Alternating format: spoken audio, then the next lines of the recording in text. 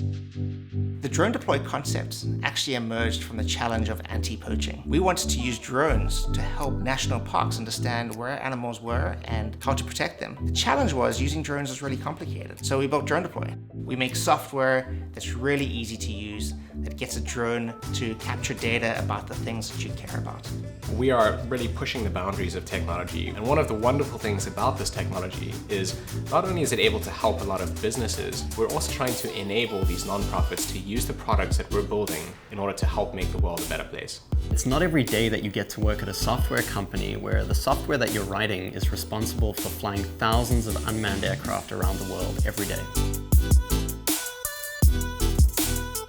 We certainly don't expect everyone who starts a DroneDeploy to know about drones. And so part of our onboarding process is to take you out to show you how drones work and to understand how the software can be used to deliver real insights for industry.